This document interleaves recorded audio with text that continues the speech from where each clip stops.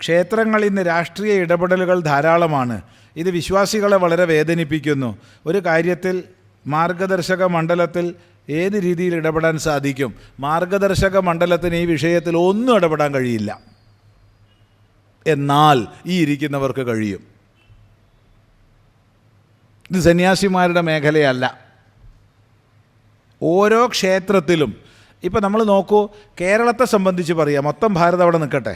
കേരളത്തെ സംബന്ധിച്ച് 5 ദേവസ്വം ബോർഡാണ് ഉള്ളത്. Thiruvithamkoor Devaswom board, Cochin Devaswom board, Koodalmanikyam Devaswom board, Guruvayur Devaswom board, Malabar Devaswom board. ഈ 5 ദേവസ്വം ബോർഡിലും കൂടി ഏറി വന്നാൽ 7000-ഓളം ക്ഷേത്രങ്ങളേ ഉള്ളൂ. എന്നാൽ കമ്മിറ്റികളും ട്രസ്റ്റുകളുമായി നടത്തുന്ന ക്ഷേത്രങ്ങൾ ലക്ഷക്കണക്കിനുണ്ട്. 10,000-കണക്കിനല്ല, ലക്ഷക്കണക്കിനുണ്ട്. അതുകൊണ്ട് ഗവൺമെൻറ് കൺട്രോളിലല്ല ഭൂരിഭാഗം ക്ഷേത്രങ്ങളും. ഇതാദ്യം മനസ്സിലാക്കുക.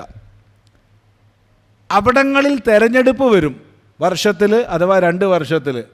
അപ്പോൾ തെക്കോട്ടും വടക്കോട്ടും നോക്കി ഇരിക്കാതെ കമ്മിറ്റി പോയി പങ്കെടുക്കണം. തെരഞ്ഞെടുക്കപ്പെട്ടിട്ട് അവിടെ രാഷ്ട്രീയക്കാർ പിടിച്ചടക്കിയെന്ന് രോദനം ചെയ്യുന്നതിൽ അർത്ഥമില്ല. എപ്പോഴാണ് വാർഷിക ജനറൽ ബോഡി നടക്കുന്നത്, എപ്പോഴാണ് തെരഞ്ഞെടുപ്പ് നടക്കുന്നത്, ഇത് വിശ്വാസികൾ മനസ്സിലാക്കണം. എന്നിട്ട് അവിടെ പോകണം.